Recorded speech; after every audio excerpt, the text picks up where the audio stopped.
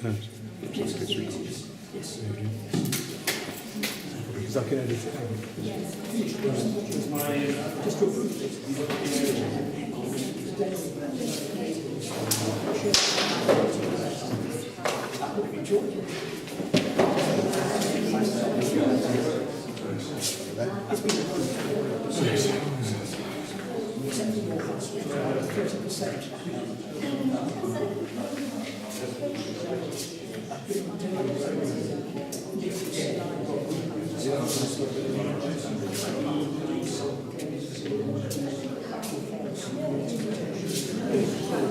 Ladies and gentlemen, to apologise for the slight delay start. He's been to a previous meeting in Bracknell and arrived here with all his own equipment.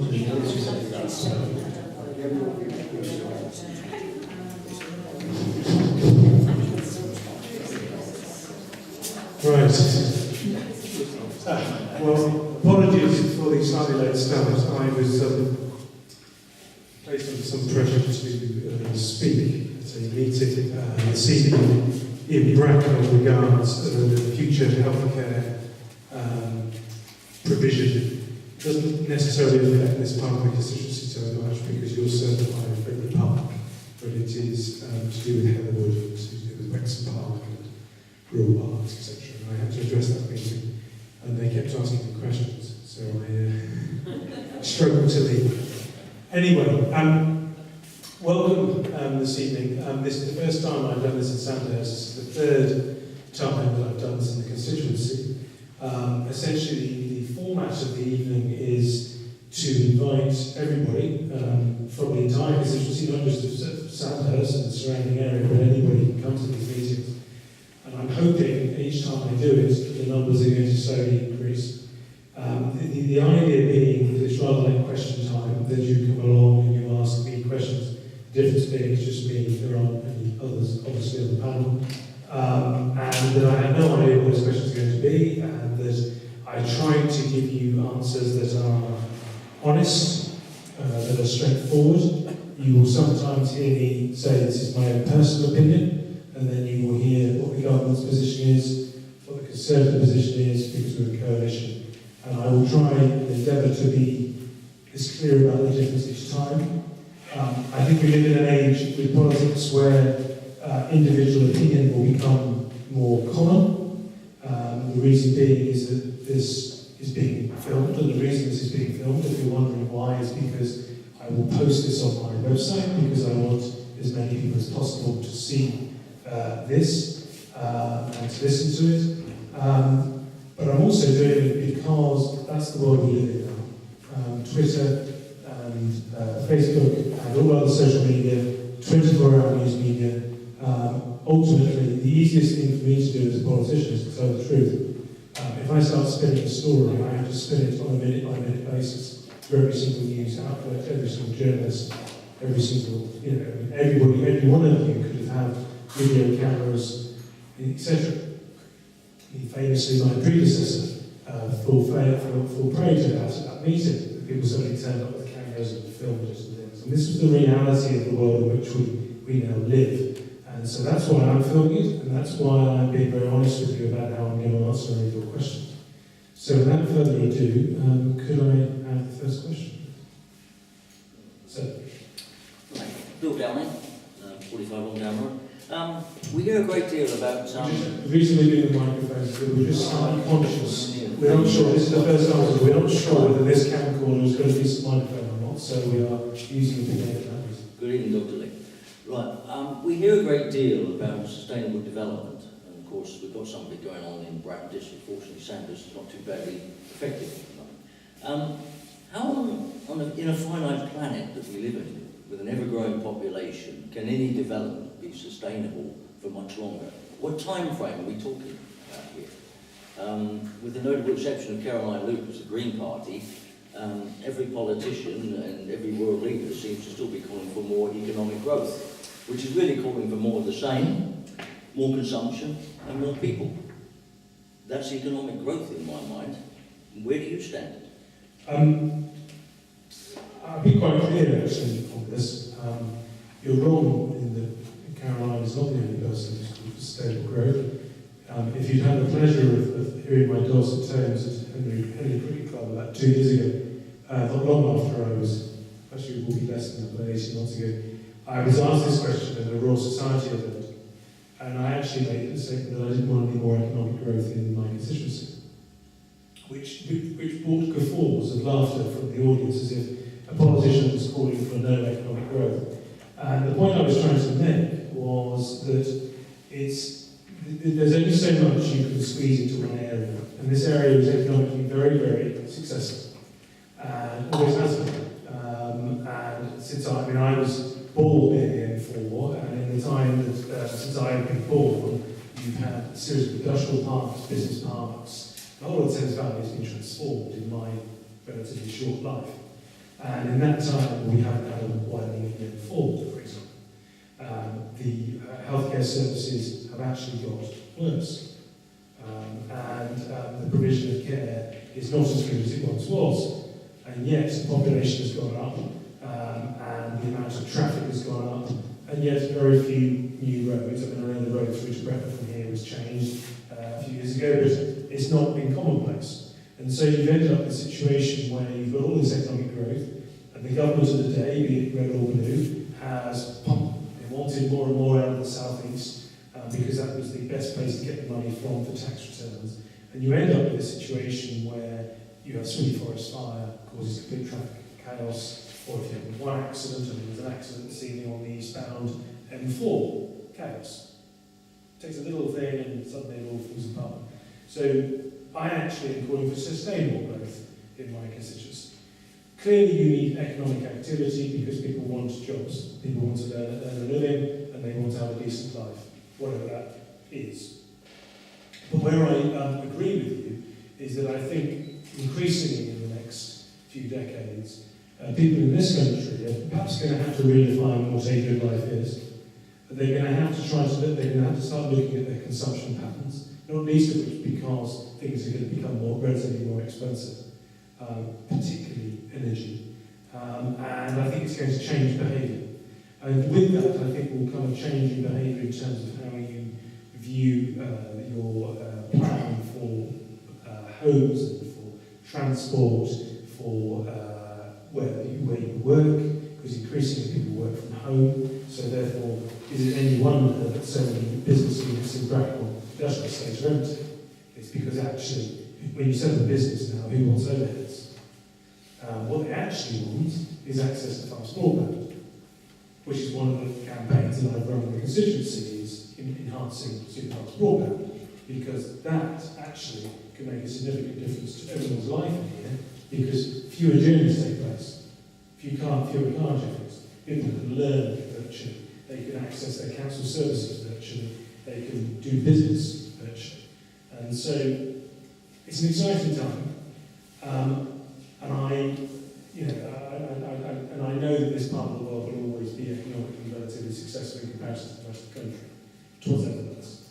But I think we should be careful and cautious about how we go about our planning, because the future will not be like the past. Hello, Philip. Good to see you. You're looking well. I'm not looking too bad, so. Sean, sharing the local coalition with you there. I hope you made. Yeah, I wouldn't have two parties like though. I do have some friends. I'm very Eric, I'm a spokesman for the party, but also a resident of Sandhurst. Just following on from what Bill was asking about growth in this area, you have been, this is working, I presume, you've spoken in support of Crossrail, which is obviously going to be a bigger plus for this area. You've spoken in favour of the town centre regeneration. And I think one would have to say you support a measure of development with regard to the housing situation, because whether like it or not, there are 4,000 people sitting on the council's waiting list. Now, it strikes me you're looking both ways on some of this, and a little clarification perhaps might be a bit better. No, I mean, I think, it was a skill of the politicians to look both ways. No, I mean, I think, first of all, yes, Crossrail, I think it's a very important development for the Thames Valley. Personally, it should go to Reading as a terminus. I don't quite understand why it's not going to Reading, but it's going as far as Maidenhead, which isn't that far away from here. And that will obviously give us quick access into Heathrow. And I will hope in the future, because I suspect there will be a hub airport at some point in the future in the Thames Estuary, I will be lobbying hard for Crossrail to go to that hub airport, because part of the reason that this constituency is so successful economically is the presence of Heathrow. And I think that we need to be conscious of the fact that that might not always be the case. So Crossrail is hugely important for the now, and also in terms of assurance of our preeminence economically in the future. Now, in terms of housing, yes, I mean, there's always a difficult thing to balance. I get as much correspondence from people who are against the housing developers as I do from people saying I can't afford to buy a house.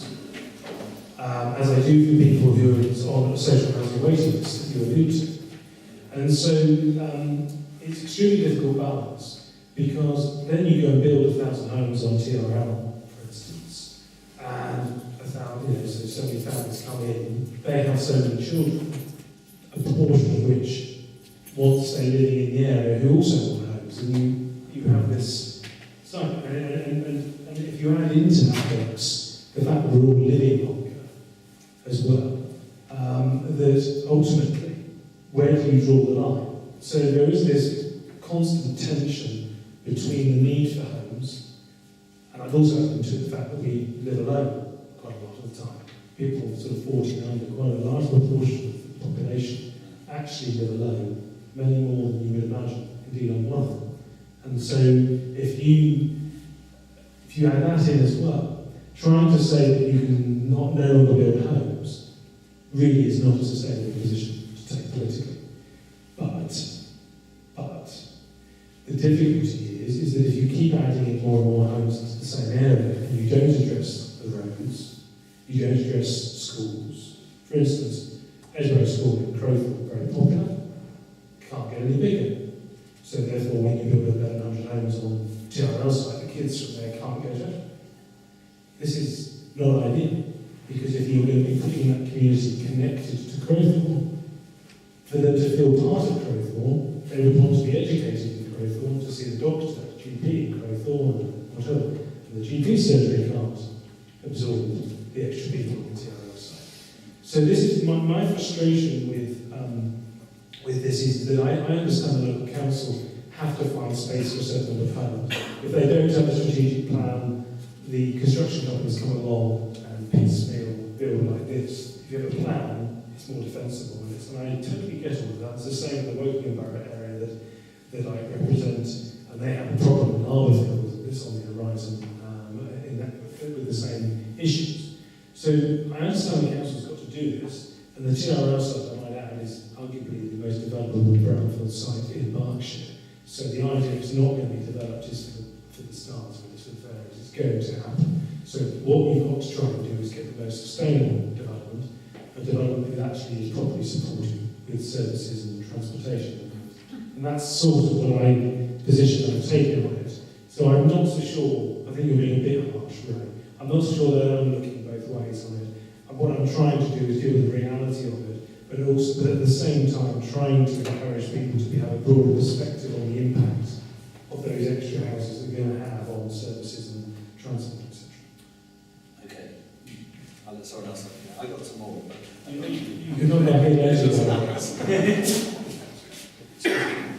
Philip, Michael Ross, I'd say going too far with the microphone.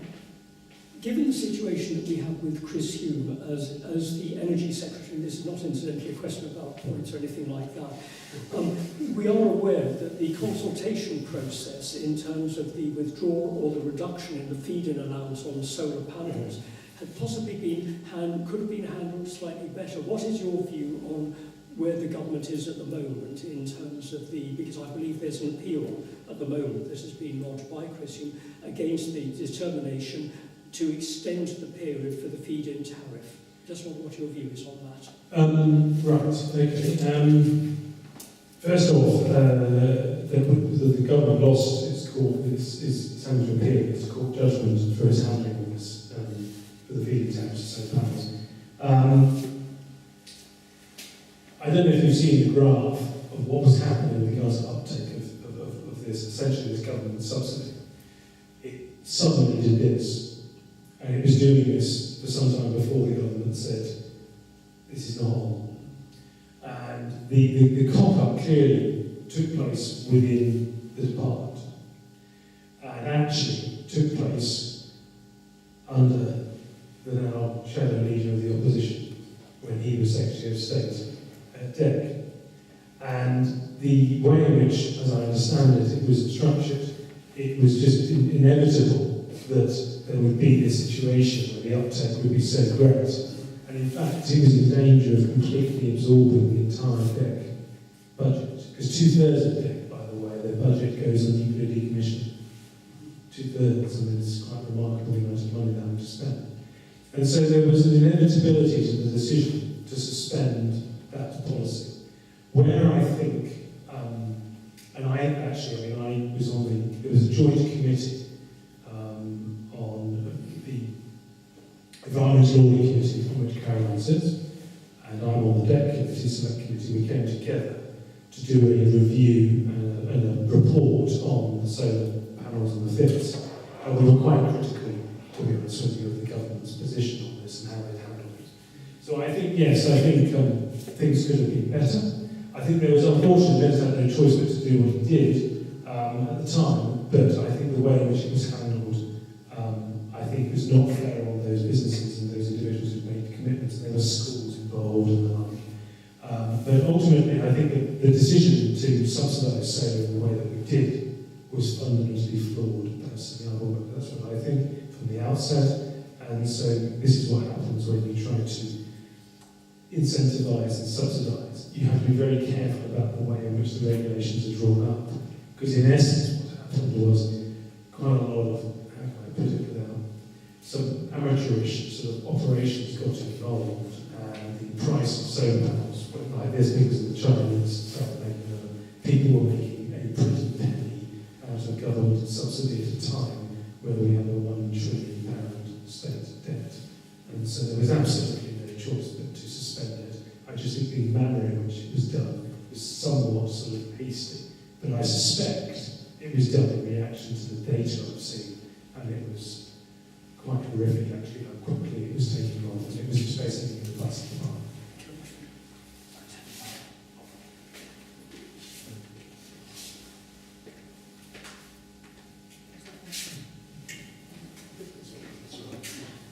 I'm Audrey Shepherd from Owlsmore, and I'm a member of the Sandhurst and Owlsmore Patient Focus Group. And obviously in a group like that, we have discussed the proposed health space in Bracknell. But we seem to get very mixed messages about the stage that we've got to with it. Could you actually tell us a little bit more about it and what you think is the current situation? Thank you. Thank you, Audrey. It's funny really that I've realised actually since becoming a member of Parliament that there is very little democratic accountability for healthcare services, which is quite remarkable how that's evolved over decades.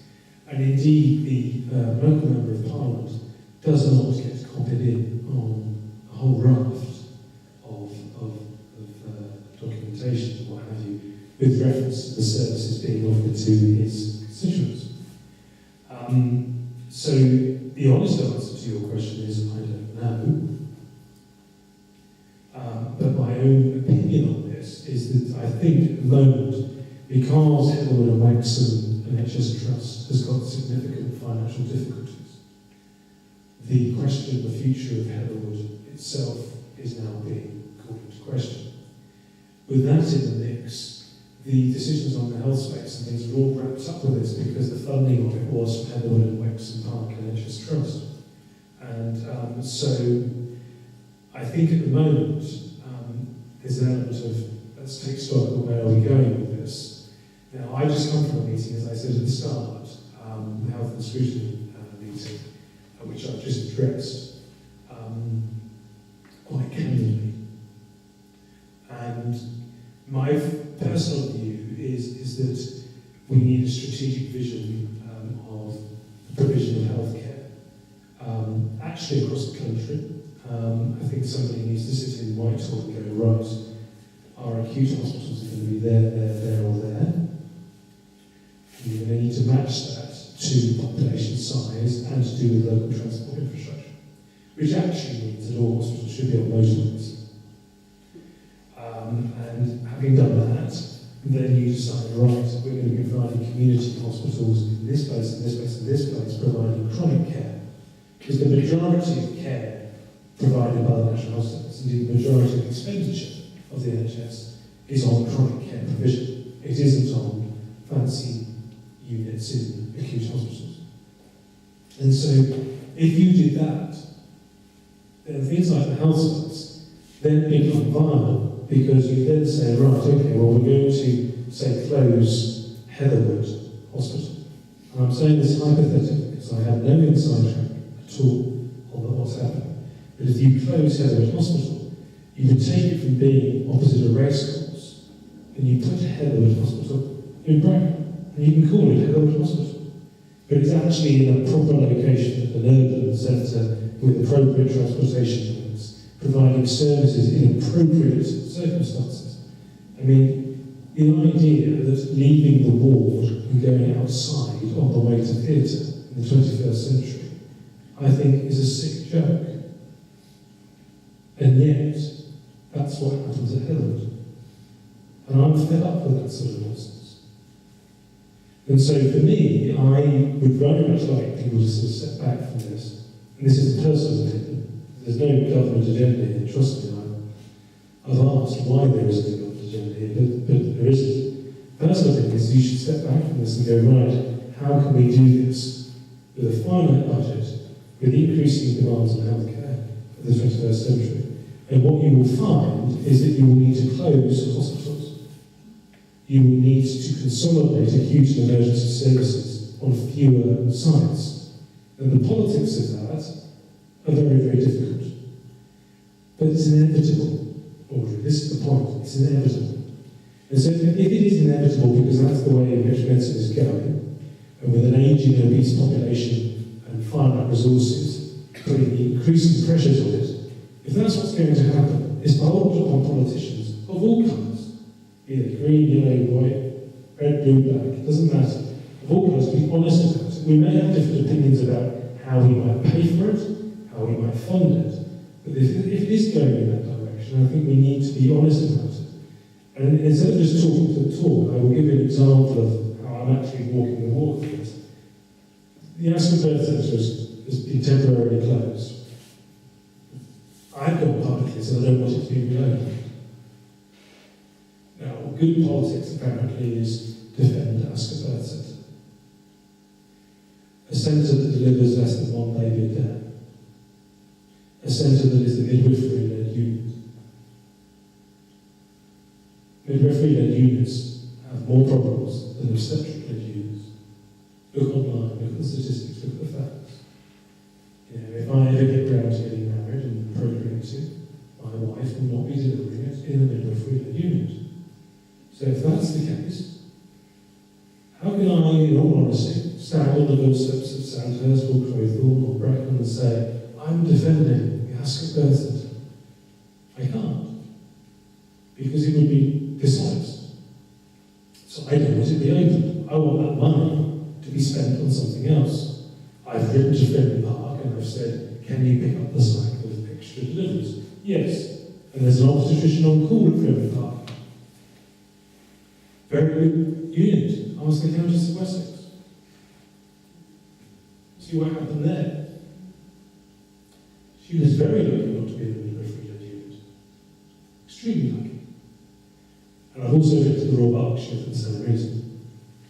So I am trying to walk the walk as well about this, because I think that actually the solution is to consolidate and then to have this sort of hub and spoke model of healthcare replicated across the country. Now they are doing it in some parts of the country. I mean, Norwich, the new hospital in Norwich is like that. Other folks at Cambridge is like that. To a certain extent, John Radcliffe is following this model. I think we need something in the Thames Valley, which probably wouldn't serve here. Around here, it's slightly more difficult because there's a series of hospitals, and this is the politics comes into play.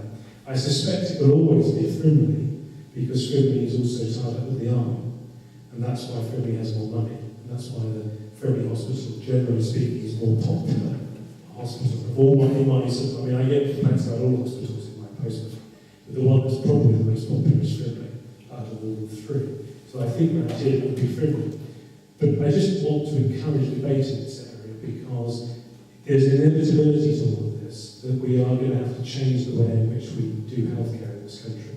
And the sooner we make that decision, the better for all of us.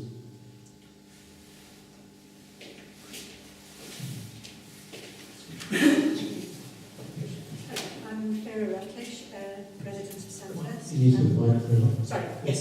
Vera Rutledge, resident of Sandhurst. And I just wanted to know, to start with, do you practice still as a GP in the NHS in this area? Not in this area. I do surgery at Slough. Right, okay. The reason I ask this is allied to my concerns about community and district nursing provision. I work with Sandhurst Voluntary Care as a committee member and as a driver, and I'm also on the patient focus group at Audrey. A lot of the work of Sandhurst Voluntary Care involves driving elderly, frail and disabled people to medical appointments. And some of these elderly people are over 90 and have a series of appointments for dressings on legs and things. Taking them to surgeries, especially in the winter, full of germy people, doesn't strike me as a very good idea. It's quite stressful for them making repeated appointments. And I don't think it's really a very good plan. And if you have wheelchair-bound people who are chronically sick, staying with MS, same thing, and also quite difficult with a wheelchair. So I was wondering what the criteria really are that apply to deciding whether district or community nursing can be made available to these people. Is it purely a financial matter, or is it to do with the definition of housebound? And I would welcome your comments on this. I mean, if you're asking me what specific criteria are now, I mean, I don't know. I mean, and nor should I know, really. That's not really part of the brief of my job, but I can make a pretty considered guess from having worked in the business for so long that this will be about money. And this is another example, actually, of priorities. I mean, this is what this is. I mean, essentially, what you're saying is true.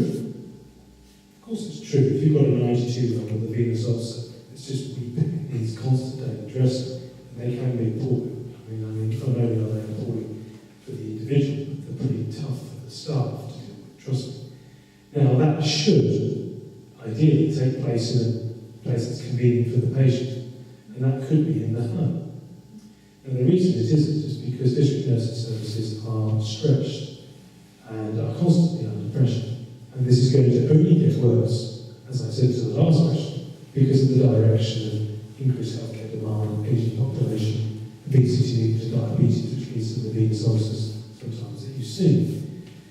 So, my point would be, just an example, GP out-of-house services. Why do we have them? Because you lot don't want to work over the weekend.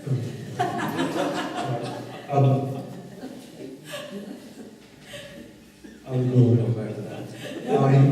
If you allow me to finish, the reason that we have them is because that's what we've been used to. My question is, why do we have them? Because medically speaking, and I speak from extensive experience, the reality is, as a GP out of hours, is that often, on many occasions, when somebody was truly sick and needed hospital attention, the service that I was employed to work in delayed appropriate care.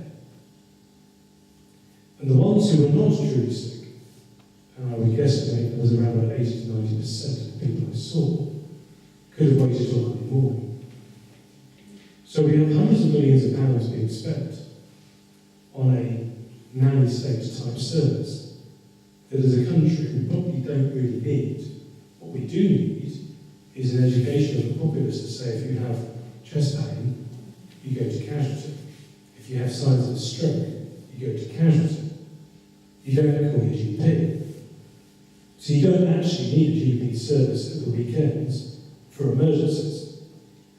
Where there is an argument for increasing GP services are for those people who are in work, which is why some GP practices have early morning surgeries or late evening surgeries, and maybe the occasional Saturday morning surgeries.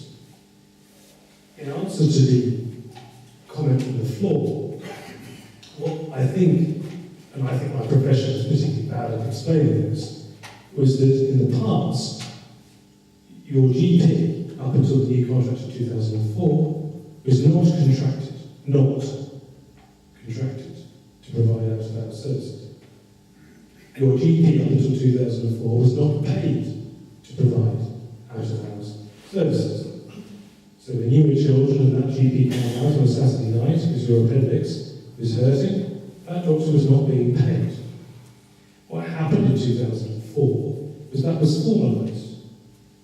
And so the contract reflected what the reality was, which was GPs were being paid to work from 8 o'clock in the morning till 6:30, Monday to Friday. So it wasn't that we suddenly, as a profession, I might add, I voted against the contract. We didn't suddenly decide we wanted our weekends off. We just suddenly decided that because of the increasing demands, we could no longer justifiably provide a service for which we were not being paid. So it all comes down to money. So, Basically, if you get paid for it, you'll do it. I don't know, sir, I mean, how did you pay your mortgage? Was it with money or was it with something else? I paid my mortgage up, I'm all right. Yes, with money or was it with something else? Fun? Did you pay with money? I mean, you seem to sort of cast aspersions, sir, on somebody for wanting to be paid to work. I don't just want to know what sort of system of life you have in mind. We're not talking about the same sort of thing. I'm talking about somebody who could be lying in bed on a Sunday night feeling very unwell, and somebody won't come. Yes, and that person should call an ambulance. That person should call an ambulance with a GP. Yeah, he could do, but he may not be that desperate. But he wants somebody to come and see him. He doesn't know, does he? Because he's not a medical man. Anyway, next question, please. Can I follow on that? Because I need to... Yes. I've only got one question. He's not ready to come. I might as well stand up, I suppose. I think there are a number of healthcare issues in this area, and I think that really your lack of support for Heatherwood isn't really doing you any favours. Heatherwood has been salami sliced for years now, and with the increasing demand at Wexham Park, particularly from a large and growing immigrant population in Slough, the people in this part of the world are not getting the service from Heatherwood that they deserve. And I'm encouraged that you've been in touch with other hospitals in the area to find out on things like birth care, whether Frimley can take the strain. But Frimley covers a large area, and closing down other hospitals in the area isn't actually to do them any favours. And I don't think there's much public support or official support for your proposals for a new hospital on the M4. In the theoretical world, where money was no option, we might go along with that, but the reality is that it's not going to happen. Right. Well, I wish you'd been at the last meeting. First of all, I'm not aware that I haven't offered support to Heatherwood. I don't think anyone knows that you have supported Heatherwood. But this is why I'm videoing this meeting.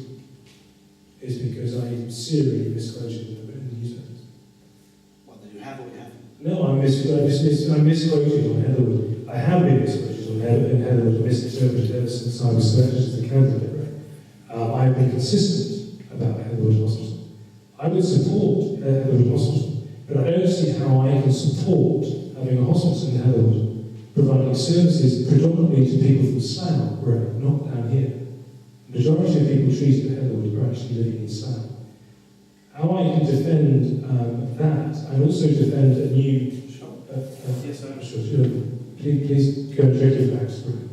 I am not prepared to defend services that are not the best